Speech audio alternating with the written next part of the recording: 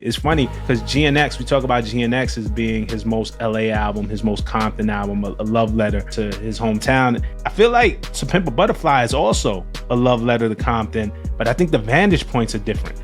I think with GNX, he is in LA, writing about LA, to LA, for LA. He's in it. I think To Pimp a Butterfly, he is somewhere across the world. He's in South Africa. He's touring. The success that he has taken him places beyond, but he's still talking about home in every single record.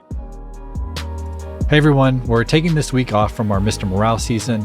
We'll pick back up next week with our Rich Spirit episode. However, I am very excited to present today's episode celebrating the 10-year anniversary of To Pimp a Butterfly. My guest today is Rob Markman, a very respected hip-hop journalist and MC. Rob conducted what I consider to be the best interview Kendrick Lamar has ever given, which was recorded just after To Pimp a Butterfly's release back in 2015. If you haven't seen it, I would highly recommend it. You can find a link in the episode description. In our conversation, Rob and I discussed this interview and all things To Pimp a Butterfly, its release, its legacy, its themes, and much more. I hope you enjoy it.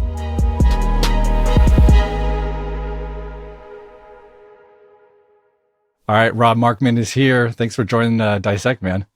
Thank you for having me, man. I've been a fan a long time for the work that you've been doing with this podcast. So it's an honor. It's a pleasure to be here.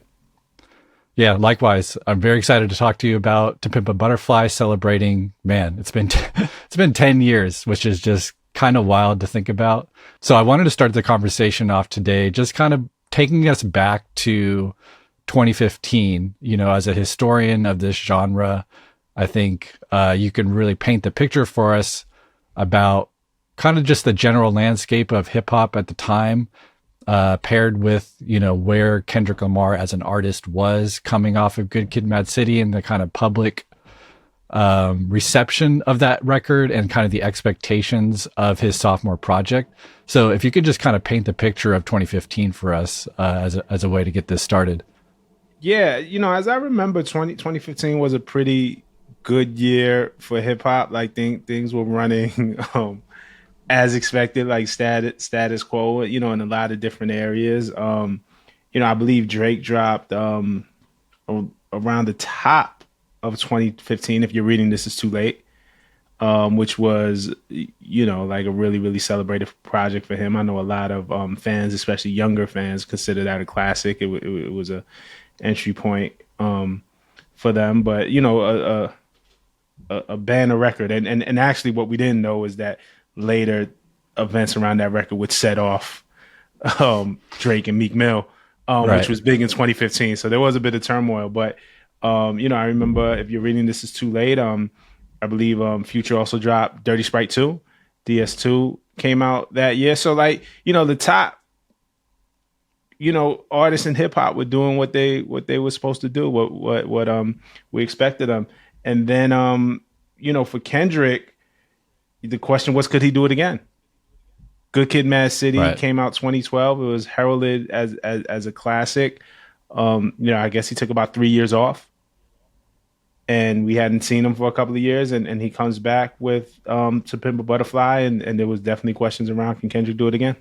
Yeah, it's interesting in the way that, yeah, 2015, it feels like that blog era generation was really coming into its own and really kind of putting out some of their best work. And I do remember the conversation about what Kendrick was going to do next. And I don't know if anyone expected this, right? We got I as a single, which was kind of crazy. Like, I mean, in that the sonics of it were unexpected, I would say. I remember just that the kind of the warmth of it, the message, and that almost set like an unexpected precedent for what was coming. And then that was paired also then with Blacker the Berry, the second single before the album dropped, and that was like classic Kendrick Lamar duality of I versus Blacker the Berry.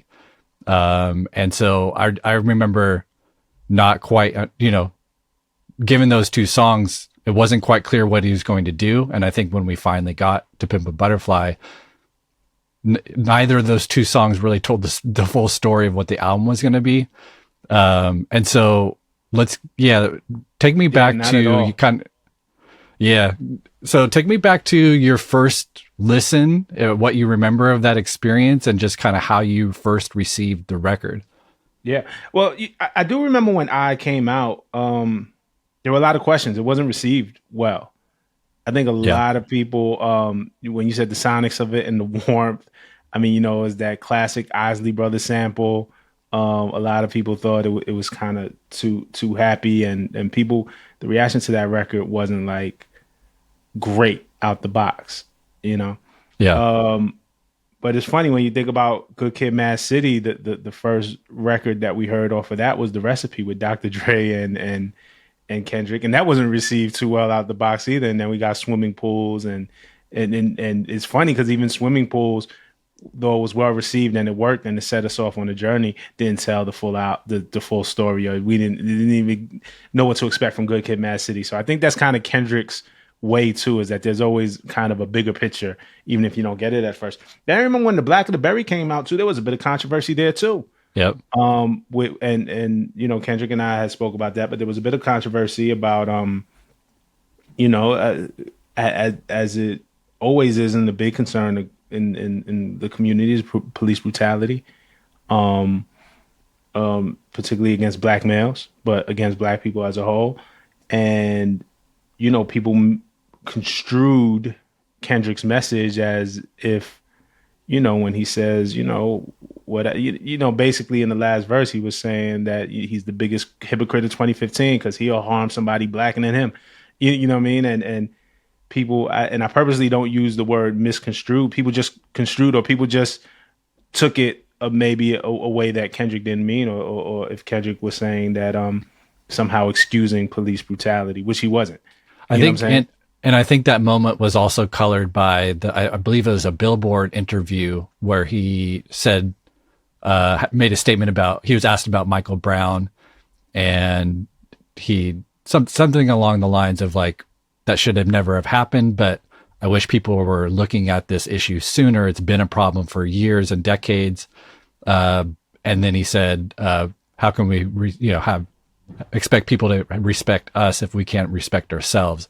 And I think so that comment paired with the message of Blacker the Berry, I do remember that being a moment. And we'll talk about you guys talking about that when we get to talking about your interview with him. So there was a lot of conversation coming into the record. So, and a lot of that I think was addressed with the themes of the record. And I don't remember the controversies kind of lasting too long after the record dropped, when the whole vision and the whole message was much more clear.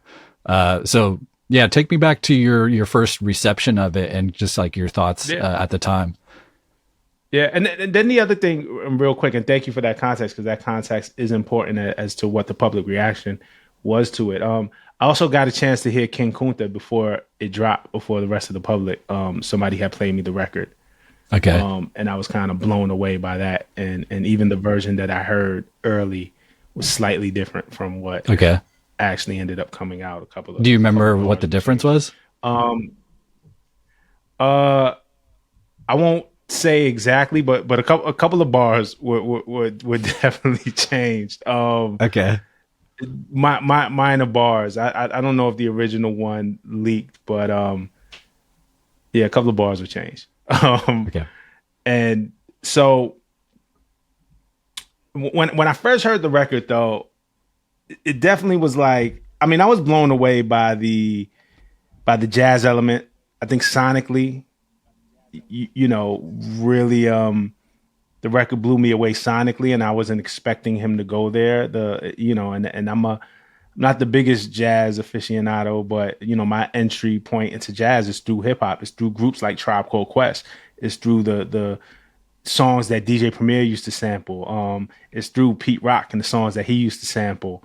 Even Diggable Planets and things like that of this jazz appreciation movement that was going on in the 90s with hip hop producers. And so it was dope for me to see him emerge with a jazz sound in 2015. I wasn't expecting that from him. So sonically it struck me. And then it was like, wow, what is he saying on this record? The record also sounded like a musical, very much like a Broadway play with the different interludes and the different voice inflections and it's the thing. If you think about it, Good Kid, Mad City was a film by Kendrick Lamar.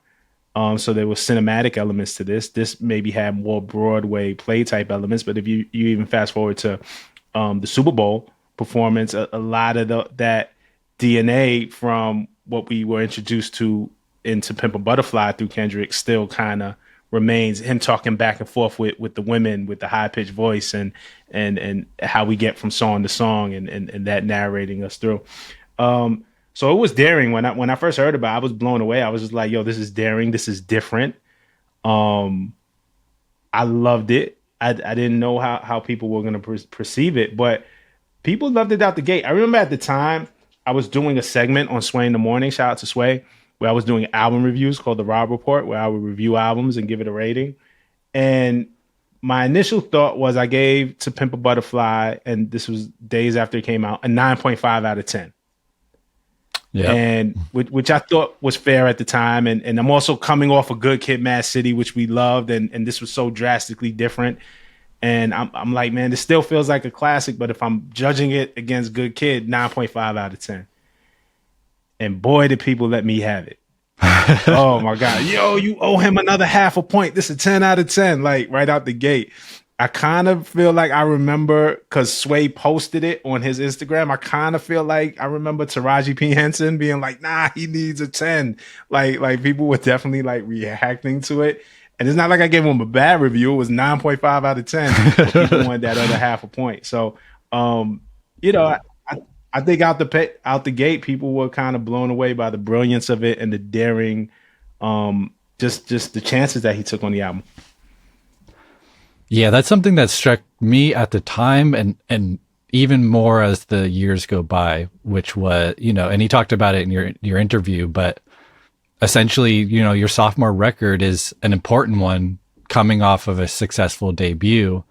Of course, studio album, public, a major label release for Kendrick.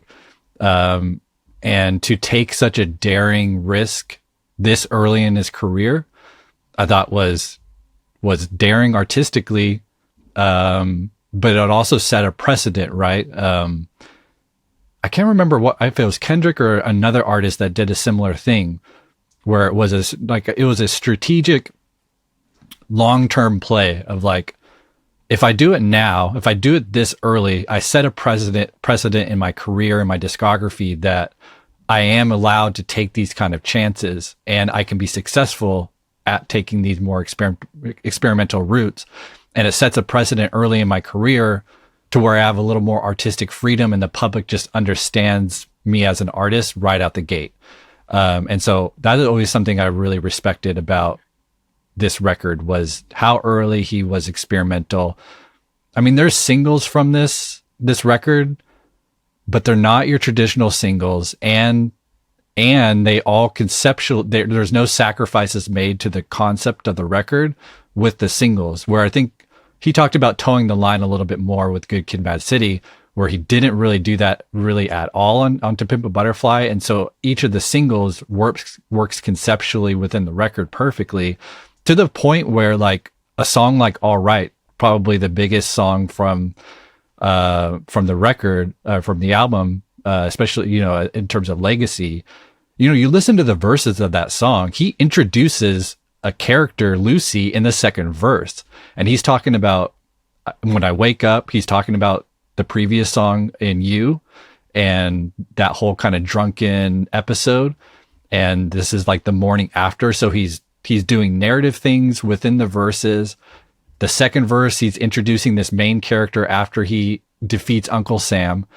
And so there's like all these narrative conceptual threads going on, and he's advancing the story within this anthem that works on its own. And that's kind of just the genius of Kendrick, where he's able to make a song like King Kunta, which does the same thing, where it's like at once a celebration and a song of pride, of success and owning that and being prideful in that.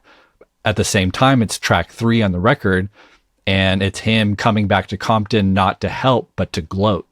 And so like you said in your interview, it works both ways. It works as a single, as a standalone anthem, but within the context of the record and where it sits in the record, it also exposes his fundamental flaw, which he's going to return to Compton on with the live performance, and that's a whole different message. He's not there to gloat anymore. He's there to help unite. And so it's just that's one detail of a record full of details that I just respect so much, especially this early in his career, right? Like, this is stuff you don't do this with your second record, but of course it's Kendrick Lamar. We now come to expect these things, but I think him, again, laying this precedent early was so huge in how his career ended up playing out, and just making that, that willingness to take the artistic route, doing that so early, I think is something that I just can't say enough about. So you talked about the public reception of the record. I want to get a little bit more into that, because it did feel like it was heralded as an instant classic. Yet now I feel like, in terms of like commercial performance and like streams and all that, like, it's definitely not the one people, like the general public, goes to, but it's also at the same time a lot of Kendrick's fans' favorite, and a lot of people still think it's his best work. So I'd be curious to hear your thoughts about maybe not the legacy yet. We're going to talk about that a little bit later, but just the general reception at the time and how that's kind of aged now. Yeah, again, I think the general reception, I felt it in real time, because I did a review and I shorted him half a point, and the people called for my head. They wanted the Source 5 mics. Yeah. It was like when Big Boy said, I got to hit the Source, they owe me another half a mic, because that Southern Calistic Playlistic was a classic, right? Like, they wanted that. It's funny what you said. I think people were engaged because it was so different.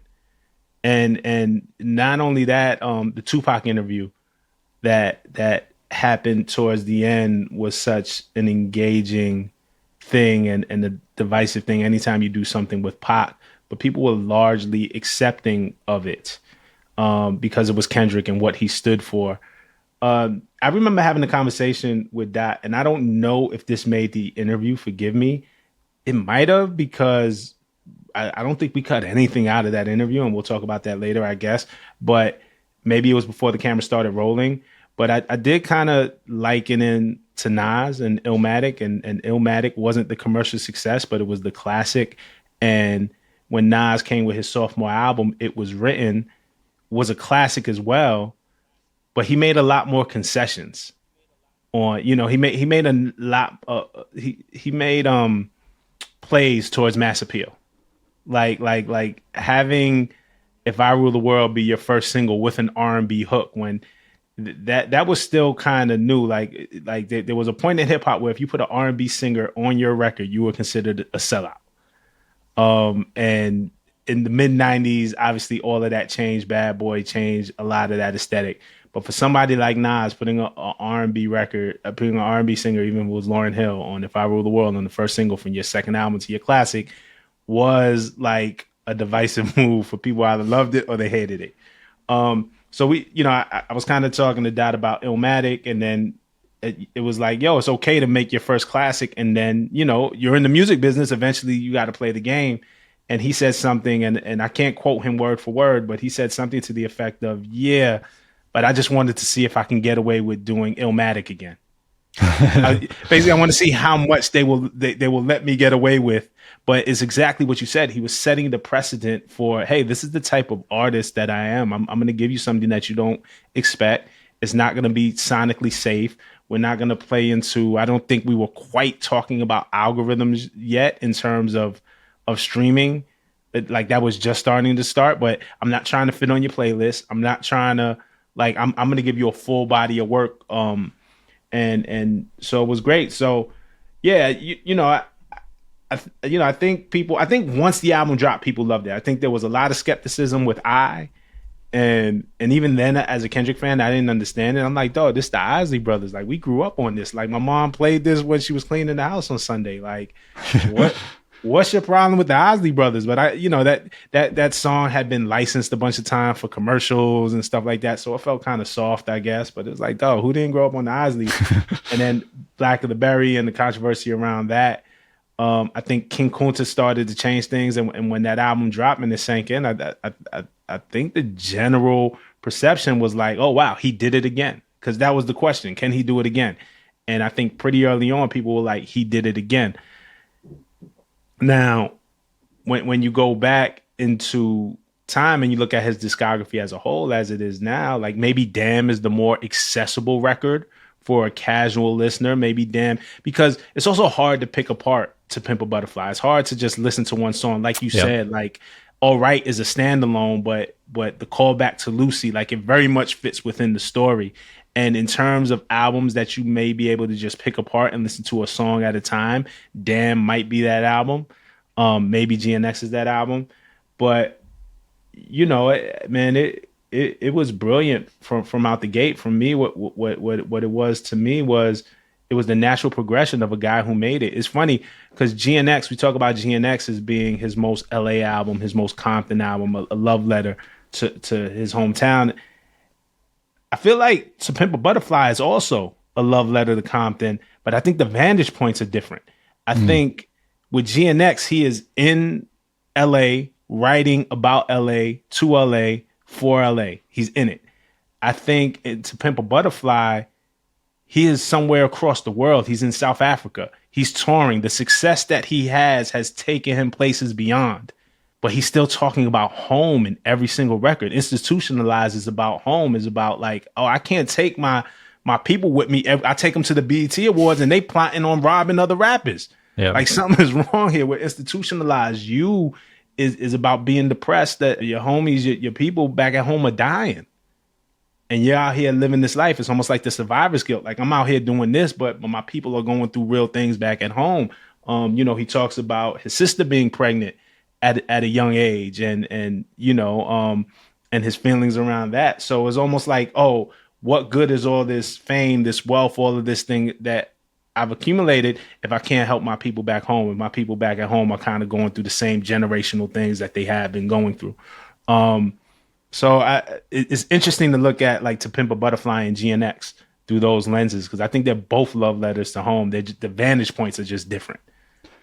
Yeah, that's a great point. Because so much of To Pimp a Butterfly is, exactly what you said, this kind of reckoning with his newfound influence and how can he bring the education and the experiences that he's been privy to through making it out. How do you filter that back in, And I think that this has plagued him. I mean, GNX feels like a breakthrough to me, but like Mr. Morale was still reckoning with that. And I feel like Mr. Morale was really finally the kind of I don't know if a conclusion is the right word, but Damn was very much still reckoning with how do I use my influence? How do I change as a person? Because even like Damn is still reckoning with like that institutionalized mindset and him still feeling ill will towards other black men out of vengeance. And I'm supposed to be this leader, yet I'm feeling these things in my DNA and I'm still conflicted.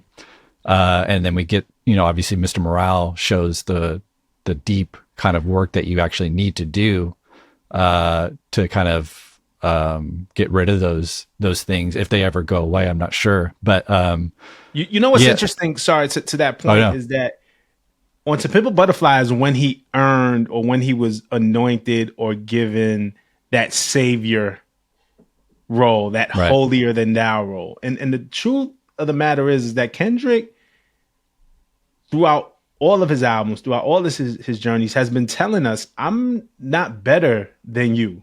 Right. I'm not better than my environment. I still struggle with these things. And I think he was kind of anointed that savior role. And he's always kind of rebuked that and just to your point, just to illustrate that, like XXX on Damn, when the verse when he's like, yo, my homie is saying K-Dot, pray for me. It's been a fucked up day for me. Like, my son got killed. Like, yo, tell me some words that'll get me through. And Kendrick is like, I don't know what to tell you. Yeah. Because if that was me, like, you know what I'm saying? Yeah. I'm gonna chip him off and throw the blow in Right. his lap and go to the court like, bitch, I did that. Like, And the guy says, I know that you're anointed. Tell me Right. how to overcome, you know, Right. which is, man, what a heavy. Well, you know, it's a great point because in the interview that you did with him, one of the things that has always stuck out, and I've put it into several Dissect episodes, which is when you asked him point blank, do you see yourself as a Martin Luther, Malcolm X type of figure? Is that what you're striving for? He says, I'm not there yet, but essentially he says, yes, I am actually working toward being that figure. You're moving into that direction because it kind of feels like your career that you're becoming a voice of your generation. Yeah. And that you may be moving into some, you know, Nelson was a great man, Martin, Malcolm, Michael Jackson, but it seems like you could grow into that trajectory. Do you see yourself in that role, or is that too premature to say? First off, I would never. It takes years and it takes wisdom to do the work that they've done. Mandela, Martin Luther King. But for the generation at the time being, I hold myself responsibility to that because I got to see these kids every day. And like I said on they got to have slit wrists and come to me saying they say my music saved their lives and things like that. I can't run from that. That's my, whether I want to, like it or not, I got to accept that. You dig what I'm saying? So for this generation, yes. That's really the only time I remember him being asked point blank and him actually answering point blank. So I think he saw the potential, or well, I don't know. I don't want to speak for him, obviously, but as someone that's studied his work, it seems like it was like partly he was anointed, but partly he also accepted the role, at least at that time period. Right. And there's nothing to account for. You know, it's also that's how he was feeling at that time. Exactly. Has his feelings changed? Has it Exactly. evolved since then, for sure? But yeah, you're right. And I mean, and what I love about his work, about his art, something I think about a lot is like, you know, he tells these, to your point, you know, he's never done anything but share his own experience, and his experience is unique for so many reasons.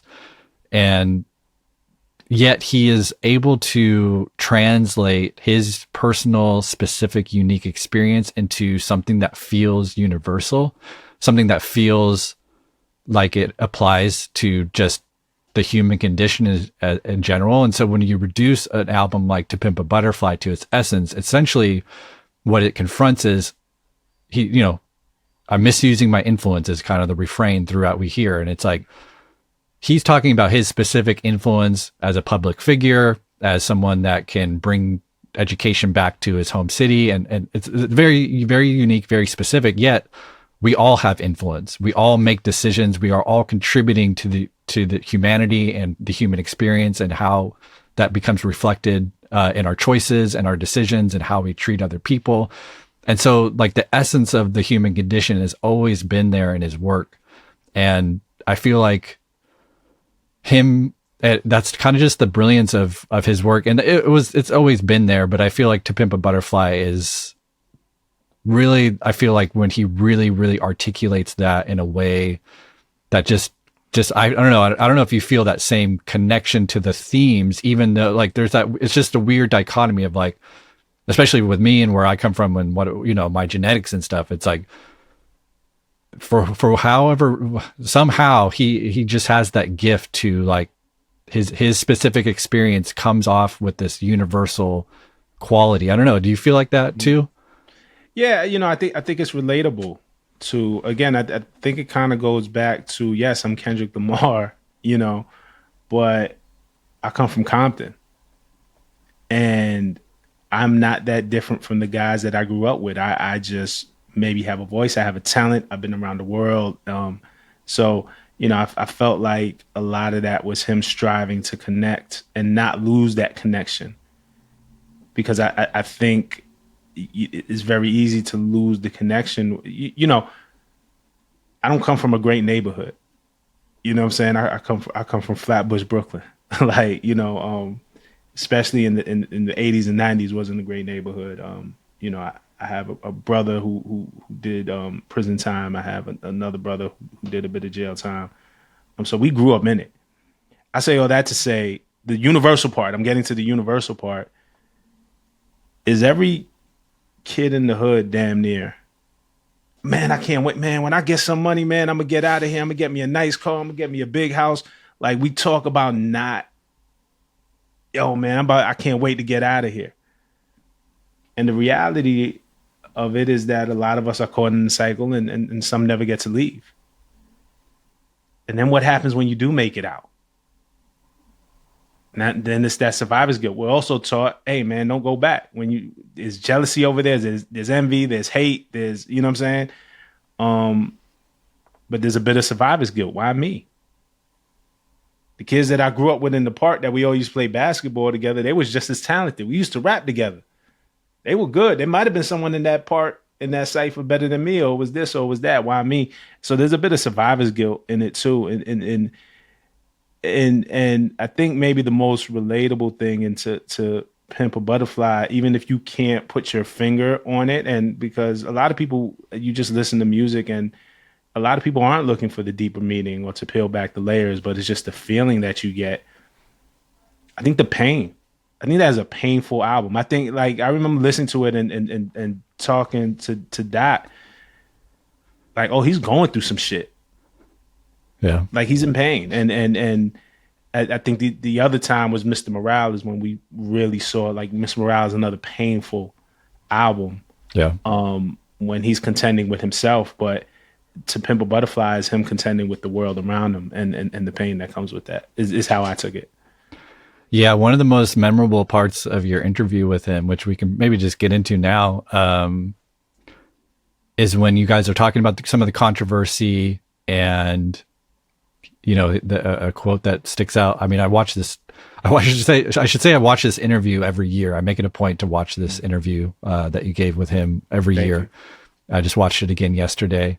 Probably I would think it's safe to say it's my favorite interview I've ever seen from any artist. It's something I think about a lot. But anyways, the line that sticks out a lot from that interview is when he says, you know, I'm not speaking to the community. I'm not speaking of the community.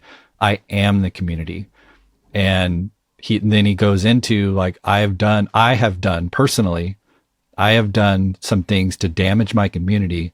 And he like pauses and you can see in his face. I don't even remember if you remember this moment, but you can see in his face, like something, you know, I'm even getting chills, like thinking about it. Cause it's just so clear how deeply he was feeling that at that moment. And the pain that you're talking about.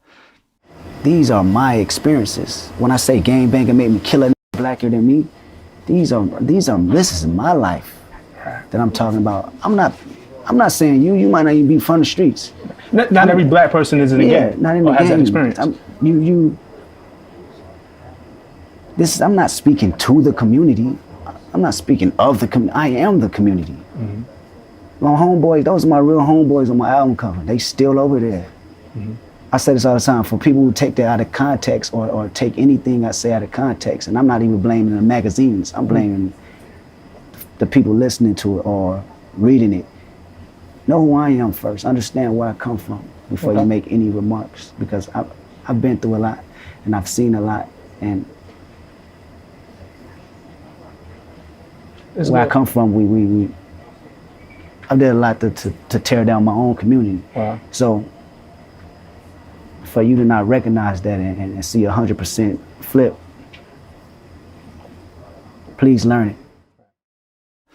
And the way that translates into a song like You, the way that the catharsis of I, which is, it's interesting to think about I as a theatrical piece at the end of the record, because this is his vision of his influence. It's a theatrical piece of like, this could be a conclusion if I'm able to translate my message correctly and it's received the way that I want, which essentially he's breaking up this fight. And then he tells this poem that relates this idea of royalty and recognizing the roots of African culture and kind of trying to restore that that feeling of confidence. And so you can see him just really trying on this record, and you feel him just really, really trying to give some kind of solution to contribute to the ills in his community. And, you know, you think about an album like Morale, which essentially does the same thing. I mean, he's been doing this. Each album is an iteration of the same goal, the same striving of him trying to give back to his community, trying to help his people, to the point where it's like, I think that's why even Kodak Black's on Mr. Morale, which you think about To Pimp a Butterfly's album cover, Kodak Black would fit right into that album cover, right? And it's like, to your point about Kendrick being the anointed one and the public perceiving him as this, the rose that grew from concrete, which he is, but at the same time, like he has made it a point to not separate himself as much as the public separates him from his background. It feels like he is always trying to say, no, this is where I'm from. This is who I am. You guys see me as this savior, as this intellect, as this exception, but I'm not. And, you know, I think Kodak as a symbol of him and his community was a kind of a potent expression of what he's been trying to do in addressing a problem that he's been trying to address his entire career. And it's just been different iteration. Even in GNX, I feel like you were in the Super Bowl performance, right? Like he's been iterating on this same theme and giving game back to his community throughout.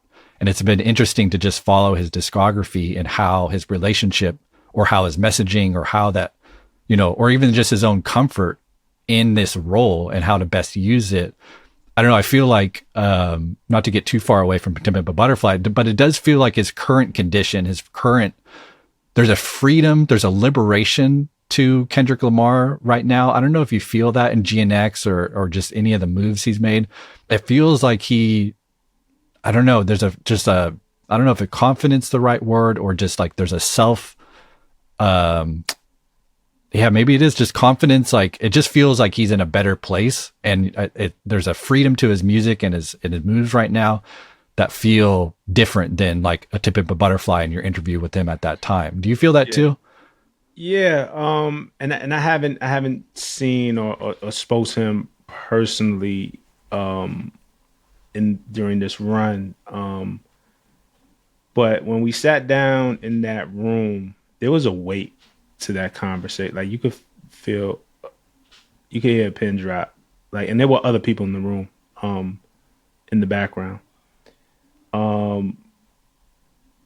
It didn't feel like the cameras were there. Like we were just talking after a while. I didn't even know that the cameras were there, and we were really just having a conversation. And he and I had a relationship years previous to that, so there was things that we talked about off camera or things that led to maybe a familiarity of he knew who I was and what my intention was, and I knew who he was and what his intentions was as an artist and a man. And, you know, I think that came through in the interview. It really was just a conversation. I didn't know. I can feel it in the room. I remember leaving that interview and somebody was like, well, how did it go? And I was like, I think it went well. Like it was a great conversation. I knew it was a great conversation. I was like, I don't know what the rest of the world is gonna, if the people will feel that way, but I knew it was a great conversation. I almost didn't know how to, I didn't know what the expectations were gonna be, and it surpassed my expectations. Maybe I set the bar low in my mind, so maybe right. I wouldn't be disappointed by how the work was received. But whatever it was, I was happy and satisfied with the conversation, with the open and the honesty that he had, particularly that moment that you talk about when we talk about Black of the Berry, where he pauses, where he talks about, I am the community. That wasn't a canned answer. That wasn't a publicist talking point, and just not that anybody's ever charged me of this in this interview, but none of that interview was. Yeah. There wasn't any, and I don't do that. Like, you have to trust me if you're going to sit with me, but there was no approved questions. Here are the talking points. here's what you can ask, here's what you can't ask. There was none of that. And they didn't ask me for that. You know, it was just complete trust going in there. So what you saw during that, he didn't know that question was coming. Right. Quite like that. He didn't know that, like, that's where the conversation was going to go. So, I mean, you saw a very real answer in a very real moment. And I was happy and honored that he could be candid like that and open and human. I think what we saw was, though it was on MTV, though the cameras were there, what we saw was a very human moment. That wasn't a produced moment. That wasn't the thing. You got to be a fly on the wall of two guys just having a conversation. We didn't do too many edits to it. We didn't cut. I don't think we cut anything out. Yeah, I was gonna say that was my, the reason why I love it so much is because you could tell there is a rapport between you guys. You could tell he was comfortable talking to you. He respected you, not only as a hip hop historian and journalist, but also as an MC. He kind of mentioned that at one point, kind of alluded to that. I don't know if you nobody else caught that. Again, that was like the inside. You're the first person that ever caught that. But yeah, there was that. Because I would send records to Kendrick. Hey, what do you think of this? Or what do you think of this? I mean, this is an aside. I remember one time I sent him a record off of my first album. It was a storytelling record. And he was like, yo, that's just, you're a storyteller. Like, that's your thing. Mm-hmm. And he bigged me up. He gave me so much confidence. Nah, dog, you're a storyteller. And then I think 3 days later, Damn came out or leaked or something. But Damn came out and I heard Duckworth. Mm. And I hit him and I was like, man, go to hell. He's here telling me how great of a storyteller I am. And then 3 days later, I hear Duckworth. And I'm like, bro, leave me alone. Like, I don't even want to talk to you. But yeah, man. But, to your point of, or your question of, has he changed or does he feel freer now or just from me from the outside looking in, because like I said, I haven't really sat with him or spoken to him, during this time. Yeah, it looks like it, but I think a lot of that is from the work that he's done on himself. Yeah, and I think was evident in Mr. Morale. I think Mr. Morale was the product, was the end result of, I think he does the work on himself, and then you can make a record like Mr. Morale and tell the story. Yeah. So I think he comes out of that change. And he's talking about different things, right? I'm gonna mess it up, and you know this better than I am. On Reincarnated, he talked about doing what's the therapy? It's a certain name. Past life regression. Past life regression therapy. Yeah. Like, I had to look that up.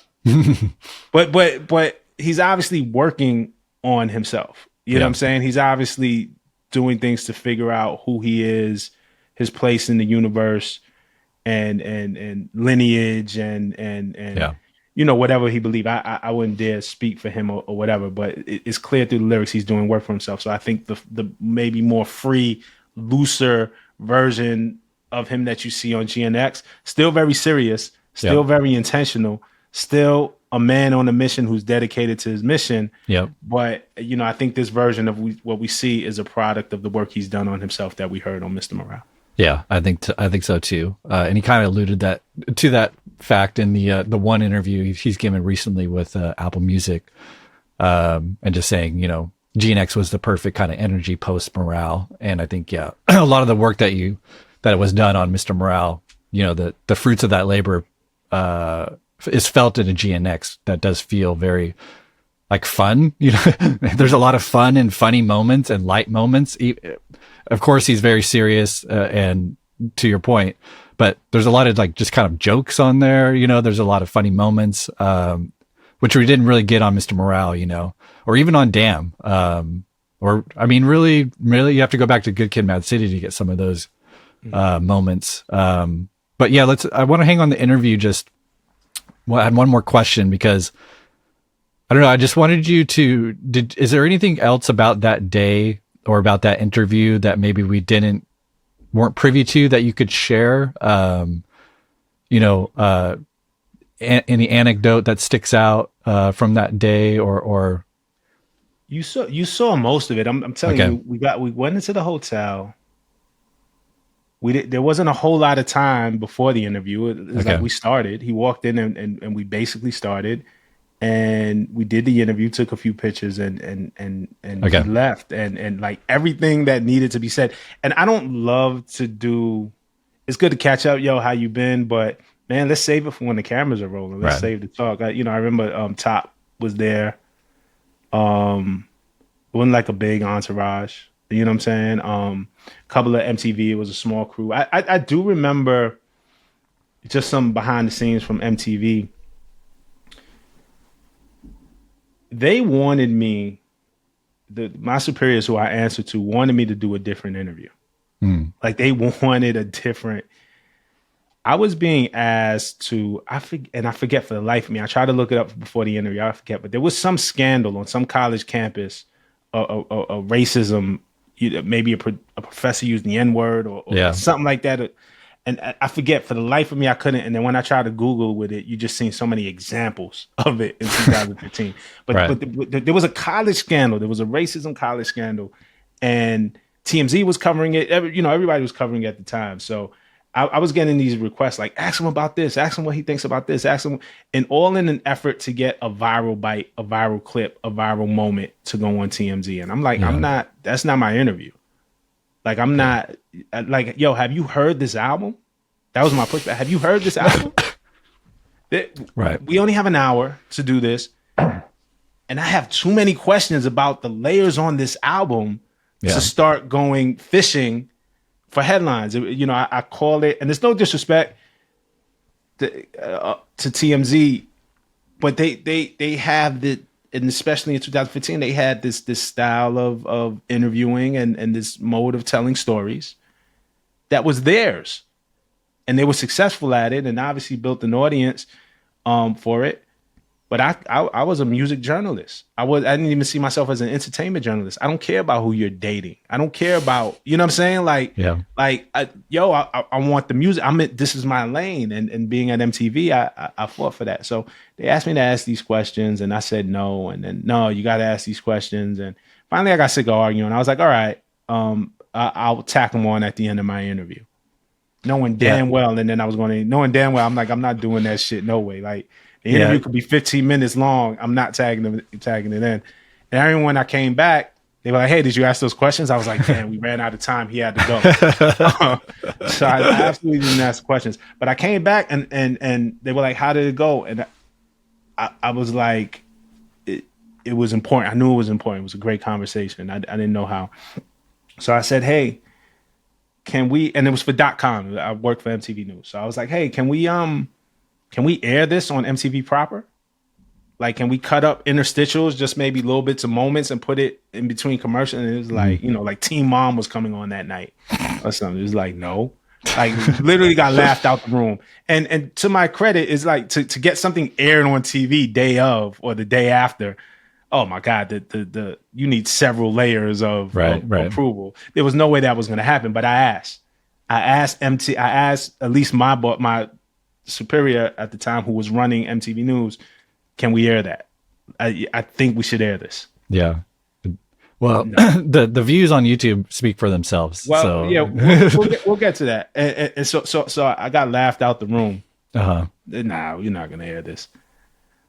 MTV had a sister station, MTV Jams. Okay. Still a cable network, but it wasn't the MTV proper. They just played music videos all day. At the time, it was being run by a gentleman. I love him so much, Yomi Desalu. And their commercial space wasn't, they weren't getting as much ad revenue as, it was a smaller channel. So we couldn't get it on MTV proper. So I hit Yomi up. Hey man, I just did this amazing interview with Kendrick Lamar. Would you be interested in airing it on MTV Jams? Yeah, send it to me. I'll air it commercial free, uncut. Whoa. And so we shot it, and the very next day it aired on MTV Jams, uncut, and we also put it online. So shout out to Yomi Desalu for that, because again, when you in these buildings, there's certain ones of us that are from the culture and come from it, And yes, we think with a business mind, but we also think with a cultural mind. And Yomi is one of those guys, and was like, yo, this is important. Yes, it's Kendrick Lamar. And then when he saw it, he aired it uninterrupted. And it was just amazing, man. I look, I'm the other thing is Kendrick did a couple of interviews that day. I know he definitely went to the Breakfast Club. Shout out to Charlamagne, shout out to MVE. Like, those are my people. You could tell because he's wearing the same outfit. Yeah. So he was in New York doing press. Yeah. And with all respect to everywhere else that he sat with, the one that we did together is the one that everybody remembers and comes back to. And I'm thankful for that. You know, I just think it sounds weird. I just think like God was in the room. Like, it was just a good energy. I think maybe for what people don't understand too, working within MTV, and I say certain ones of us are cultural, others are business. We had to fight for these interviews. Yeah. It wasn't like whoever was sitting at the top was like, we need the Kendrick Lamar interview now. Right. Like, it wasn't a mandate. Oh, it became, because after the interview was done, they took it to upfronts. They put it in front of advertisers. They said how great it was. Right. You know, Classic. and this and that nature. And so thank God that I stuck to my guns, and MTV should thank me as well, because then they put something in front of advertisers to get more advertising dollars. Who knows if they would have been able to do that if I start asking him all the TMZ type questions they wanted to ask him.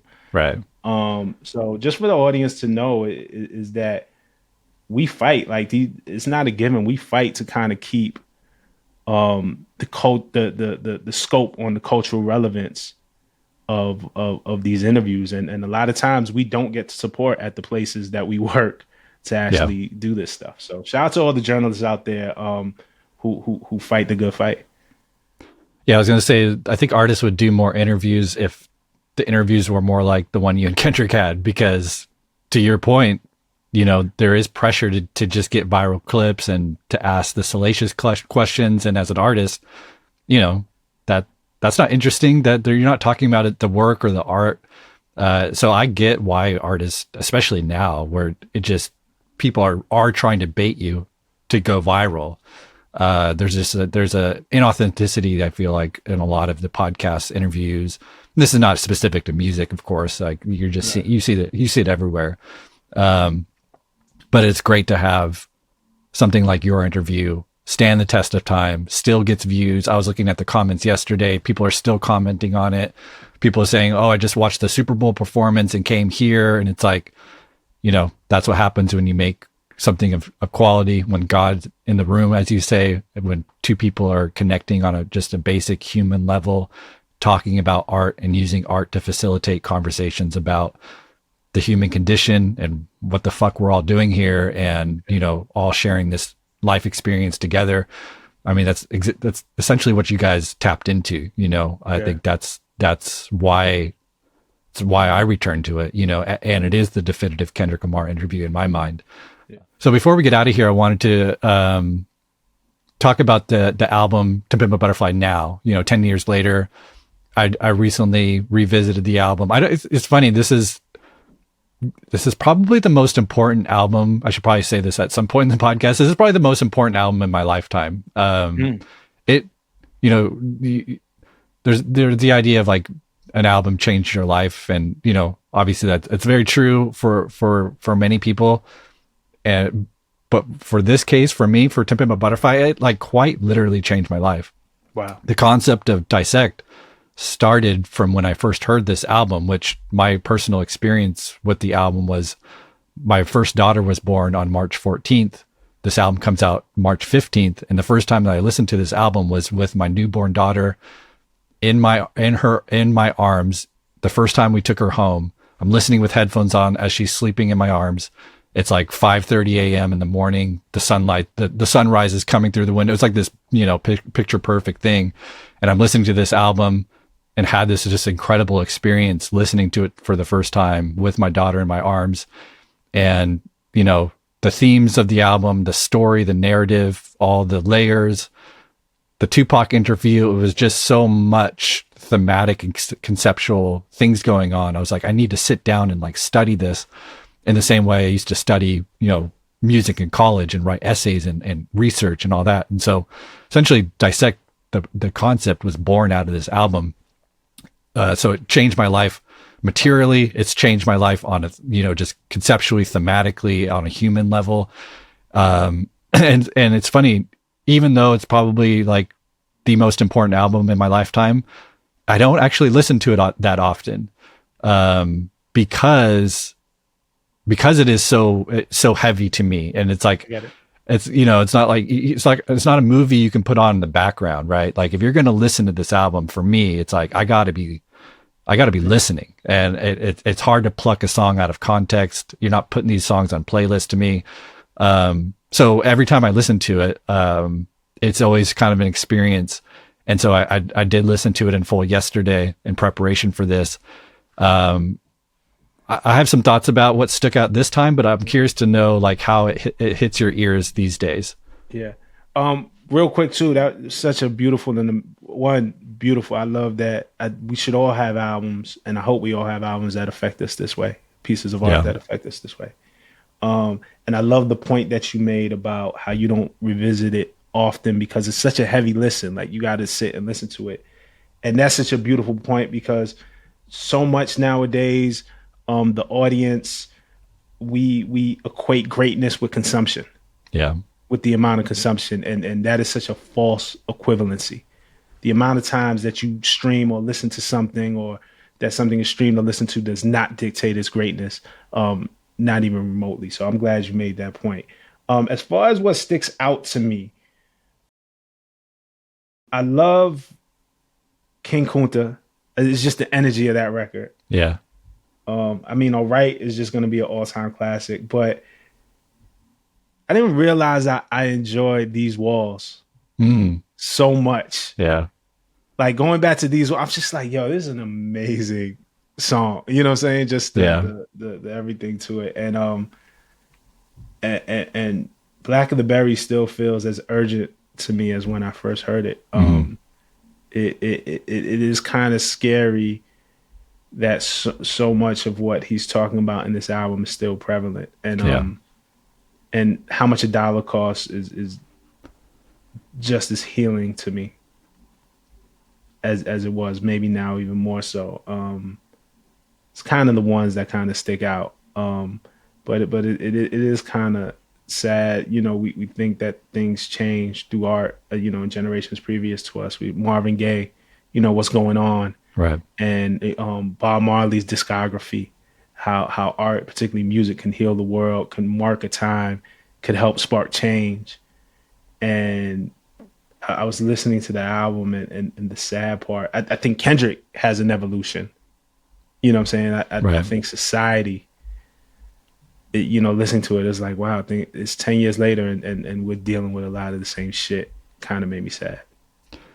Yeah, that with the Tupac interview is when I felt that, because even Kendrick says in the interview itself, like a lot of this, or no, it's in your interview, he said a lot of the stuff he was talking about back then still going on today, and these were words for today. And then you hear it now today, 10 years later, and it's like when I heard people are tired of running in the stores, and the next time there's going to be bloodshed, I'm just like, that feels closer than ever. And yeah, it's I think for me the thematics of it obviously are just feel universal, feel timeless, feel relevant, for better or for worse, obviously. And I think for me, what really struck me now, a few things when I was listening back, was just how much he accomplished on one record. The record is so ambitious. You think about it, like in theory, if someone were pitching you to this record, right? It's like, I'm going to start with this Boris Gardner sample, and it's going to come back at, every N-word is a star. It's going to make sense in a totally new way. When I call back to this royalty theme, I'm going to have essentially the history of Black American music influence this entire project. It's going to have jazz. It's going to have funk. It's going to have yada, yada, yada. Also, I'm going to have two main characters, Uncle Sam and Lucy. And I'm going to tell this narrative linear story across the whole thing. Oh, and I'm going to intersperse a poem in it. Also, I'm going to read a poem in a live performance at the end. I'm also going to read a poem to Tupac, and I'm going to have like, you know what I mean? It's like all these things like stack up, and you're just like, how is this ever going to just not sound like all over the place? Like, yet it sounds cohesive. It sounds timeless. It doesn't sound of any era. That's what that really struck me too. It's like, okay, bring us back to 2015. And this was made in 2015 and released then. It's like, it doesn't sound like 2015. It doesn't sound like 2025. It sounds like To Pimp a Butterfly. You know, it's a truly singular work of art. It's funny that in that, like, there are some albums that are influential, yet you can't pinpoint what like, you can't look at like another album and say, oh, To Pimp a Butterfly influenced that, because no one else can make this. Right? You can be influenced by To Pimp a Butterfly conceptually or take something from it, but you can't mimic it. You can't imitate it. Right? And like that to me speaks, like all the timeless records that we think of when we think about the history of music, they have that same quality where it's like, you know, it's influential, yet it's never been recreated because it is so singular. And that was something that really jumped out, just how ambitious it was, how it was his second record, and he's young, and yet he was able to execute it flawlessly, in my opinion, and somehow was able to tie all these threads together to create something that is not only cohesive, that not only works on a commercial level, but is like cathartic. It pays off on what it sells, right? Like, it doesn't work on paper. You actually feel it in the music. You feel when you get to I. You feel when he talks to Tupac, all the things that he's set up throughout the album and how the catharsis pays off, just like a great movie. And the final resolution, you actually feel it in your soul. And I feel like that's part of what makes this thing so timeless and special, is because it is so ambitious. It does speak to timeless human kind of condition qualities. It speaks to the now, it speaks to the past, it speaks to the future. Like it is just such an incredible work of art. It's art. Yeah. It's art. It wasn't made, and we can't make any mistake. This is the music business. Kendrick is also, as much as an artist he is one of the most successful artists that we've seen. Kendrick is not in this to not be successful. Kendrick is not in this to not sell records. Right. But I don't think that's his North Star. I don't think that's his guiding principle. I don't think that's his reason for being. And I say all that, beautiful that this album was successful. This type of album couldn't have been born in an Interscope marketing meeting. Right. It wasn't born in a boardroom. It was birthed by artists, by Kendrick and whoever, Soundwave, Thundercat. Right. Whoever is in that room, you know what I'm saying? Ali with the mixing, you know what I'm saying? It is birthed by the creatives. It is art. And then the label figures out how to market it and sell it to us. Right. Shout out to TDE for allowing, him to take such a risk early on, But they do. But they, you know, look at Top. I think that's their MO. I think that's the credit of TDE. Look at Doechii. All this conversation around Doechii now, Alligator Bites Never Heals, a brilliant project, a brilliant body of work. What did it sell? The streaming equivalent sales was 11,000. First week, 11,000, yeah. Yeah. And they didn't give up on it. Yeah. And they still worked it. And people are confused by that because we don't normally see that. The first week consumption dictates, can we go further with your album? Yeah. And what TDE consistently says is, do the art, and then we'll figure it out. Yeah. And they let their artists do the art. I think it's beautiful. I'm encouraged by what they're doing right now with Doechii, and I see a lot of people confused by it. But again, I remember when Illmatic came out the first week, did maybe 59,000. Imagine if Columbia Records gives up on Nas because the first week number wasn't they expected. Right. Notorious B.I.G. Ready to Die did in that same thing, maybe 55,000, 57,000 first week. Imagine if Bad Boy and Arista at the time give up on the Notorious B.I.G. because his first week number wasn't what. Could you see what we lose? Thank God that they haven't given up on their artists. Thank God that they allow their artists to create art and push their artists to create art and not product. And then we'll figure out how to sell the art, how to market the art, how to position the art in the marketplace to be competitive. But it starts with the artist. Yeah. Especially in this day and age, it's special to have TDE as the North Star for artists in terms of a label that is actually prioritizing quality, pushing their artists further to make great art. It feels more important to have that now than ever. And look, it doesn't always work to the extent of, I don't know how commercially successful. Blue Lips, again, I thought fantastic album. Yeah. Last year. You know, didn't break sales records or do anything, but thank God it exists. And Q seems to be very happy and content with his place in life. And like sometimes it doesn't work. Sometimes it's not the big hit. And they still haven't abandoned, what they believe, which is cool.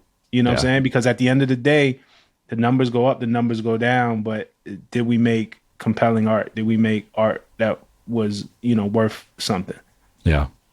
We need to get back to that, man. Too much of this is being born in a boardroom, is being born in a marketing room, and then the marketing dictates the art or the business dictates the art. Now it's the other way around. Yeah.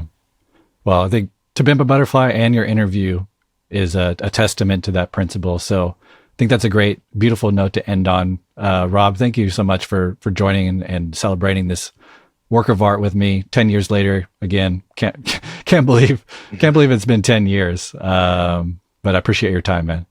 Cold world. Appreciate you too. Thank you for having me, man. All right, man. See you. Cool. Peace.